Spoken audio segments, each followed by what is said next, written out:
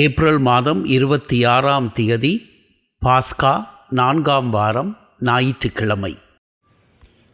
அன்புக்குரியவர்களே, செம்மறியாட்டு கூட்டம் ஒன்று போய்கொண்டிருந்தது. அந்த வழியாக சென்ற ஒரு தெருநாய் ஒரு ஆட்டை பார்த்து, எப்பொழுதும் உங்கள் ஆயன் பின்னாலே சென்று கொண்டிருக்கிறீர்களே, உங்களுக்கு என்று சுதந்திரம் ஏதும் இல்லையா? என்னை பாருங்கள், எவ்வளவு சுதந்திரமாக இருக்கிறேன். மேலும் நீங்கள் சார்ந்திருக்கிற ஆயன் உங்களை கைவிட்டு விட்டால் என்ன செய்வீர்கள் என்று கேட்டது. அதற்கு அந்த செம்மறியாடு, முதலாவதாக, நீ சுதந்திரமாக இருப்பதாக நினைத்து அங்கும் இங்குமாக சுற்றி வருகிறாய். உன் சுதந்திரத்தால் யாருக்கு பயன்? நாங்களோ எங்களது ஆயனை பின்பற்றுவதால் ஆயனுடைய பாதுகாப்பையும் வழிநடத்துதலையும் பெற்றுக்கொள்வதோடு பயனுள்ள வாழ்வை வாழுகிறோம். ஆயனை பின்பற்றுவதால் நாங்கள் எங்களது சுதந்திரத்தை இழப்பதில்லை, மாறாக சுதந்திரத்தை சரியான முறையில் பயன்படுத்துகிறோம். இரண்டாவதாக, ஆயன் எங்களை கைவிட்டு விடுவார் என்ற பயம் எங்களுக்கு இல்லை. ஆயன் எங்களுக்கு பாதுகாப்பு கொடுப்பவராக இருப்பது போல நாங்கள் எங்கள் ஆயனுக்கு பயன் தரக்கூடியவர்களாகவும் இருக்கிறோம். எனவே நாங்கள் ஒருவர் மற்றவர் மட்டில் ஆழமான அன்பு கொண்டுள்ளோம் என்று பதில் கொடுத்ததாம். அன்புக்குரியவர்களே, நல்லாயன் ஞாயிறாம் என்று நமது ஆயனாக இருக்கின்ற இயேசு கிறிஸ்துவின் நற்குணங்களையும் அதே வேளையில் ஆடுகளாம் நம்மிடம் இருக்க வேண்டிய நற்பண்புகளை பற்றியும் தியானிக்க அழைக்கப்படுகின்றோம். முதல் வாசகம் திருத்தூதர் பணிகளிலிருந்து வாசகம். அதிகாரம் 2, இறைவசனங்கள் 14 மற்றும் 36 முதல் 41 முடிய. பெந்தகோஸ்தே என்னும் நாள் வந்தபோது பேதுரு 11 சேர்ந்து எழுந்து நின்று உரத்த குரலில் அவர்களிடம் பின்வருமாறு கூறினார். நீங்கள் சிலுவையில் அறைந்த இயேசுவை கடவுள் ஆண்டவரும் மெசியாவும் ஆக்கினார் என்பதை இஸ்ரேல் மக்களாகிய நீங்கள் அனைவரும் உறுதியாக அறிந்து கொள்ளுங்கள். அவர்கள் இதை கேட்டு உள்ளம் குத்தப்பட்டவர்களாய் பேதுருவையும் மற்ற திருத்தூதர்களையும் பார்த்து, சகோதரரே, நாங்கள் என்ன செய்ய வேண்டும் என்று கேட்டார்கள்.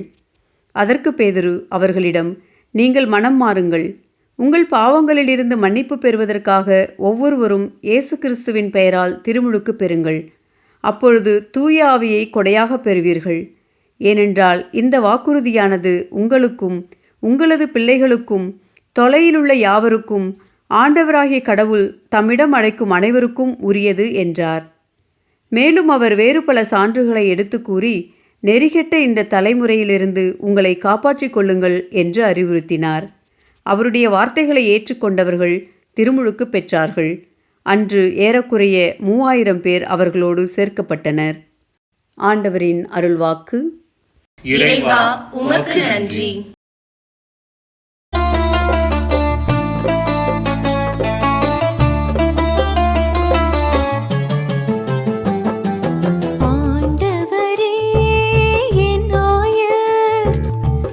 எனக்கேதும் குறையில்லை. ஆண்டவரே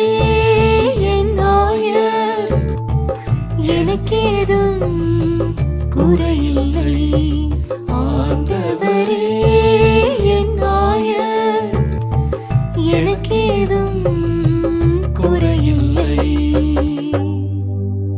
ஆண்டவரே என் ஆயர், எனக்கேதும் குறையில்லை. பசும் புல்வெளி மீது என்னை அவர் இளைப்பாற செய்வார். அமைதியான நீர்நிலைகளுக்கு என்னை அழைத்து செல்வார். அவர் எனக்கு புத்துயிர் அளிப்பார். ஆண்டவரே என் ஆயர், எனக்கேதும்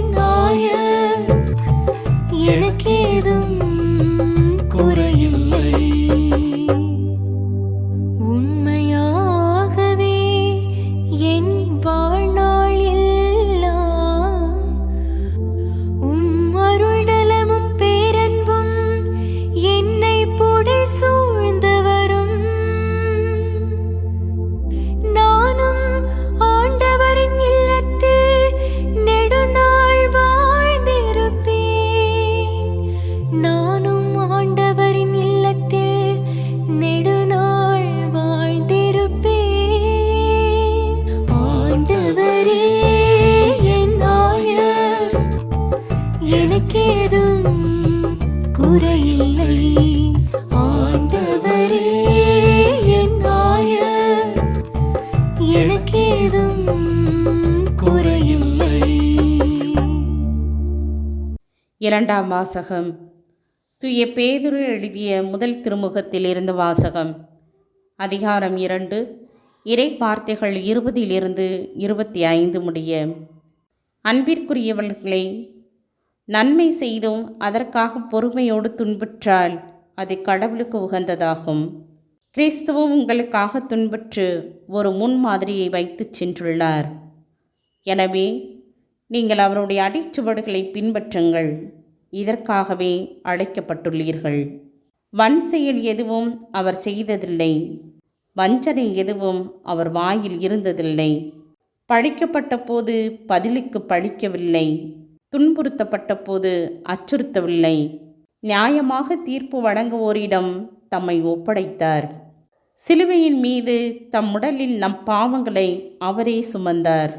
நாம் பாவங்களுக்கு இறந்து நீதிக்காக வாழ்வதற்கே இவ்வாறு செய்தார். அவர் தம் காயங்களால் நீங்கள் குணமடைந்துள்ளீர்கள். நீங்கள் வழி தவறி அலையும் ஆடுகளைப் போல் இருந்தீர்கள். ஆனால் இப்பொழுது உங்கள் ஆன்மாக்களின் ஆயரும் கண்காணிப்பாளருமாய் இருப்பவரிடம் திரும்பி வந்திருக்கிறீர்கள். ஆண்டவரின் அருள்வாக்கு. இறைவா உமக்கு நன்றி. நற்செய்தி வாசகம். ஆடுகளுக்கு வாயில் நானே. ஜோவான் எழுதிய தூய நற்செய்தியிலிருந்து வாசகம். அதிகாரம் 10 வசனங்கள் 1 10 வரை. அக்காலத்தில் இயேசு கூறியது, உறுதியாக உங்களுக்குச் சொல்லுகிறேன், ஆட்டுக்கொட்டிலில் வாயில் வழியாக நுழையாமல் வேறு வழியாக ஏறி குதிப்போர் திருடர் அல்லது கொள்ளையராய் இருப்பர். வாயில் வழியாக நுழைபவர் ஆடுகளின் ஆயர். அவருக்கே காவலர் வாயிலை திறந்து விடுவார். ஆடுகளும் அவரது குரலுக்கே செவி சாய்க்கும். அவர் தம்முடைய சொந்த ஆடுகளை பெயர் சொல்லி கூப்பிட்டு வெளியே கூட்டிச் செல்வார். தம்முடைய சொந்த ஆடுகள் அனைத்தையும் வெளியே ஓட்டி வந்த பின்னர் அவர் அவற்றிற்கு முன் செல்வார். ஆடுகளும் அவரை பின்தொடரும், ஏனெனில் அவரது குரல் அவற்றுக்கு தெரியும். அறியாத ஒருவரை அவை பின்தொடரா. அவரை விட்டு அவை ஓடிப்போகும், ஏனெனில் அவரது குரல் அவற்றுக்கு தெரியாது. இயேசு அவர்களிடம் உவமையாக இவ்வாறு சொன்னார். ஆனால் அவர் சொன்னதை அவர்கள் புரிந்து கொள்ளவில்லை. மீண்டும் இயேசு கூறியது, உறுதியாக உங்களுக்குச் சொல்லுகிறேன், ஆடுகளுக்கு வாயில் நானே. எனக்கு முன்பு வந்தவர் அனைவரும் திருடரும் கொள்ளையருமே. அவர்களுக்கு ஆடுகள் செவி சாய்க்கவில்லை. நானே வாயில். என் வழியாக நுழைவோருக்கு ஆபத்து இல்லை. அவர்கள் உள்ளே போவர், வெளியே வருவர், மேய்ச்சல் நிலத்தை கண்டுகொள்வர். திருடுவதற்கும் கொல்வதற்கும் அழிப்பதற்குமின்றி திருடர் வேறெதற்கும் வருவதில்லை. ஆனால் நான் ஆடுகள் வாழ்வை பெறும் பொருட்டு, அதுவும் நிறைவாகப் பெறும் பொருட்டு வந்துள்ளேன். ஆண்டவரின் அருள்வாக்கு. கிறிஸ்துவே உமக்கு புகழ். அன்புக்குரியவர்களே, நல்லாயர் ஞாயிறாம் இன்றைய நாளில் நம் நல்லாயர் இயேசு கிறிஸ்துவிடம் காணப்படக்கூடிய நற்பண்புகள் குறித்து இந்த சிந்தனையின் முதல் பகுதியிலும், அவரது ஆடுகளாகிய நம்மிடம் காணப்பட வேண்டிய நற்பண்புகள் குறித்து இந்த சிந்தனையின் இரண்டாம் பகுதியிலும் நாம் சிந்திக்க அழைக்கப்படுகின்றோம். முதலாவதாக, நம்மை வழிநடத்தும் நல்லாயனாம் இயேசுவிடம் காணப்படக்கூடிய 3 நற்பண்புகளை நாம் சிந்திக்கலாம். முதலாவதாக, அவர் தம் ஆடுகளின் பெயரை அறிந்து வைத்திருப்பது மட்டுமல்லாமல் அவற்றை பெயர் சொல்லி கூப்பிட்டு வெளியே கூட்டிச் செல்கிறார். விவிலியத்தின் பின்னணியில் பெயர் சொல்லி அழைப்பது என்பது இறைவன் நம்மீது கொண்ட தனிப்பட்ட அன்பை, பர்சனல் லவ், அதை சுட்டி காட்டுகிறது. உதாரணமாக, கடவுள் இஸ்ரவேல் மக்களை பார்த்து, யாக்கோபே, உன் பெயரை சொல்லி உன்னை அழைத்தேன், நீ எனக்கு உரியவன் என்றும் எசாயா 43:1. மோசேயை பார்த்து, நீ என் பார்வையில் தயை பெற்றுள்ளாய், மேலும் பெயர் உட்பட உன்னை எனக்கு தெரியும் என்றும் விடுதலை பயணம் 33:17 சொல்வதாக நாம் வாசிக்கின்றோம். ஒவ்வொருவரின் பெயரும் சிறப்பானது, தனித்துவமிக்கது. கடவுள் நம் மீது கொண்டுள்ள அன்பும் சிறப்பானது, தனித்துவம் மிக்கது. இரண்டாவதாக, ஆயர் ஆடுகளுக்கு முன் செல்வார். 2 விதமான ஆயர்கள் உண்டு. சில ஆயர்கள் ஆடுகளுக்கு பின்னே செல்லுவார்கள். இவர்கள் பெரும்பாலும் கூலிக்கு ஆடு மேய்ப்பவர்கள். காட்டின் வழியே செல்லுகின்ற பொழுது காட்டு மிருகங்கள் ஆடுகளை தாக்க வந்தால் இவர்கள் ஆடுகளை விட்டுவிட்டு ஓடிவிடுவார்கள். ஆனால் ஆடுகளுக்கு முன்னே செல்லக்கூடிய ஆயர்களோ மிருகங்கள் ஆடுகளை தாக்க அனுமதிப்பதில்லை. தாங்கள் காயப்படுத்தப்பட்டாலும் ஆடுகள் காக்கப்பட வேண்டும் என்பதில் உறுதியாக இருப்பவர்கள் இவர்கள். நல்லாயனாம் இயேசுவின் இப்பண்பு சிலுவை மரத்தில் மிளிர்ந்தது என்பது நாம் அனைவரும் அறிந்த ஒன்று. இப்பண்பையை 2ஆம் வாசகத்தில் புனித பேதுரு எடுத்துரைக்கின்றார். சிலுவையின் மீது தம் உடலில் நம் பாவங்களை அவரே சுமந்தார். நாம் பாவங்களுக்காக இறந்து நீதிக்காக வாழ்வதற்காகவே இவ்வாறு செய்தார். அவர்தம் காயங்களால் நீங்கள் குணமடைந்துள்ளீர்கள் என்று புனித பேதுரு எழுதுகின்றார். 3ஆவதாக, இயேசு ஆட்டுப்பட்டியின் வாயில் வழியாக செல்பவராக மட்டுமல்லாமல் ஆட்டுப்பட்டியின் வாயிலாகவும் விளங்குகின்றார். நானே வாயில், என் வழியாக நுழைவோருக்கு ஆபத்து இல்லை. அவர்கள் உள்ளே போவர், வெளியே வருவர், மேய்ச்சல் நிலத்தை கண்டுகொள்ளுவர் என்று இறைமகன் இயேசு சொல்கின்றார். வாயில் என்று சொல்கின்ற பொழுது நாம் முழு மனித வாழ்வாகிய மீட்பை கண்டுகொள்வதற்கான வழியாக இருக்கிறார் என்கிற செய்தி அங்கு காண கிடைக்கிறது. அவரில் நம்பிக்கை கொண்டு அவரது அடிச்சுவட்டை பின்பற்றுகின்ற பொழுது நாம் நல்ல மேய்ச்சல் நிலமாகிய முழு மனித வாழ்வை கண்டுகொள்ளுவோம். அன்புக்குரியவர்களே, நல்லாயன் இயேசுவின் நற்பண்புகளின் பலன் ஆடுகளாகிய நமக்கு கிடைக்க வேண்டுமெனில் ஆடுகளாகிய நாம் ஆயனுக்கு ஏற்றவர்களாக இருப்பது அவசியமானது. 2ஆம் வாசகத்தில் புனித பேதுரு குறிப்பிடுவது போன்று நாம் வழி தவறி அலையக்கூடிய ஆடுகளாக இருந்துவிடக்கூடாது. அவ்வாறு இருந்தோம் என்றால் ஆயனின் நற்குணங்கள் எதுவும் நமக்கு ஆறுதலாகவும் ஆதரவாகவும் இருக்கப் போவதில்லை. நம்மிடம் இருக்க வேண்டிய 2 நற்பண்புகளை நாம் சிந்திக்கலாம். முதலாவதாக, நல்ல ஆயனின் குரலை கேட்கின்ற ஆடுகளாக இருக்க நாம் அழைக்கப்படுகின்றோம். இன்று பல்வேறு வகையான குரல்கள் நமக்கு முன்பாக ஒலித்து கொண்டே இருக்கின்றன. தொலைக்காட்சி பெட்டி விளம்பரங்கள் வழியாக ஒலிக்கும் நுகர்வு கலாச்சார குரல், நமது உடலில் இருந்து புறப்படும் ஈர்ப்பின் குரல், நமது மனதில் நாம் சேகரித்து வைத்திருக்கின்ற எல்லாவிதமான தகவல்களிலிருந்தும் புறப்படும் அறிவின் குரல் என்று பல்வேறு வகையான குரல்கள் நமக்கு முன்னால் ஒலித்து கொண்டே இருக்கின்றன. இவற்றிற்கு மத்தியில் நம் மனசாட்சியின் வழியாகவும் இறைவார்த்தை வழியாகவும் மெல்லிய ஆனால் தெளிவான குரலாக ஒலித்து கொண்டிருப்பது கடவுளின் குரல். பல்வேறுபட்ட சப்தங்களுக்கு மத்தியில் அடக்கமான மெல்லிய ஒலியில் இறைவன் தன்னை எலியாவுக்கு வெளிப்படுத்தினார். அரசர்கள் முதல் புத்தகம் 19வது பிரிவு. எலியாவை போல அடக்கமான மெல்லிய ஒலியில் பேசுகின்ற இறைவனது குரலை கேட்க இன்றைய நாளில் நாம் அழைக்கப்படுகின்றோம். மேற்கண்ட அழிவின் குரல்கள் எவ்வளவுதான் சப்தமாக இருந்தாலும் அவற்றை எல்லாம் ஒதுக்கி வைத்துவிட்டு ஒவ்வொரு நாளும் அமைதியில் அமர்ந்து இறைவார்த்தை வழியாகவும் மனசாட்சியின் வழியாகவும் நம்மோடு பேசுகின்ற இறைவனது குரலுக்கு செவி கொடுத்தோம் என்றால் ஆயனுக்கு ஏற்ற ஆடுகளாக நாம் வாழுகிறோம் என்று அர்த்தம். 2ஆவதாக, ஆயனுடைய குரலை கேட்பது மட்டுமல்லாமல் அக்குரலை கேட்டு ஆயனை பின்தொடர்வது அதைவிட முக்கியமானது. ஆயனுடைய குரலை கேட்கின்ற எல்லா ஆடுகளும் ஆயனை பின்பற்றி விடுவது கிடையாது. ஆயனுடைய குரல் காதில் விழுந்தால் கூட அதை கண்டுகொள்ளாமல் தன் போக்கிற்கு போகக்கூடிய ஆடுகளும் உண்டு. இத்தகைய ஆடுகளையே ஆயர் தன்னிடம் இருக்கிற தடியின் உதவியோடு நல்வழிப்படுத்த வேண்டியிருக்கின்றது. இறைவார்த்தையிலும் மனசாட்சியிலும் இறைவனின் குரலை கேட்கின்ற எல்லோருமே அதை பின்பற்றுவது கிடையாது. என் ஆடுகள் என் குரலை கேட்டு என்னை பின்தொடர்கின்றன என்கிறார் ஆண்டவர் இயேசு. பல நேரங்களில் சரியானது எது என்று நமக்கு தெரிந்தாலும் நாம் அவற்றை பின்பற்றுவது கிடையாது. சரியானதை விட நமக்கு வசதியானதையே நாம் பின்பற்றுகின்றோம். அன்புக்குரியவர்களே, நல் ஆடுகளுக்குரிய தன்மைகளை நாம் கைக்கொள்ளாமல் வாழ்ந்தால் அவற்றிலிருந்து மனம் மாறி வர இன்றைய நாளில் அழைக்கப்படுகின்றோம். இத்தகைய அழைப்பையே இன்றைய முதல் வாசகமும் நமக்கு தருகின்றது. மன்றாடுவோமாக.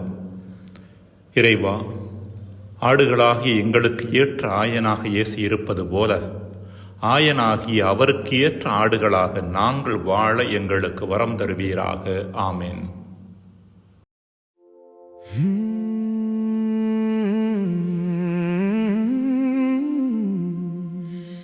நிறைவான வாழ்வு தரும் என் ஆண்டவரே, நீர்தான் என் வழி, என் வாயில், என் மேய்ப்பரே. ஆண்டவரே, உம் குரலை நான் கேட்பேன், உம்மோடு நானும் என்றும் நடப்பேன்.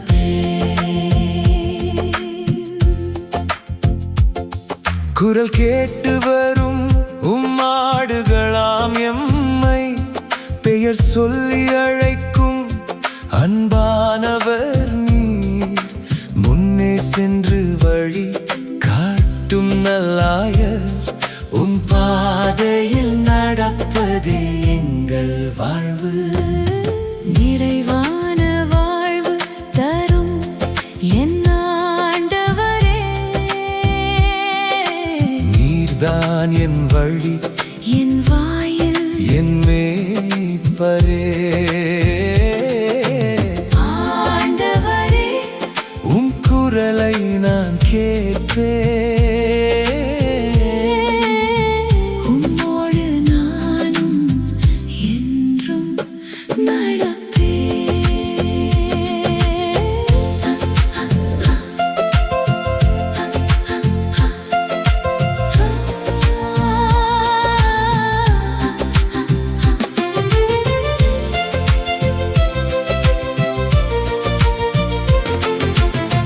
திருடன் வருவது அழிக்கவும் கொல்லவும் தான், ஆனால் நீர் தரும் வாழ்வு என்றும் நிலைக்கும்.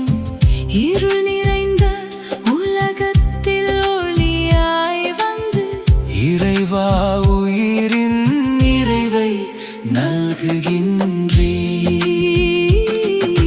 நிறைவான வாழ்வு தரும் என் ஆண்டவரே, நீர்தான் என் வழி, என் வாயில், என் மேய்ப்பரே. ஆண்டவரே, உம் குரலை நான்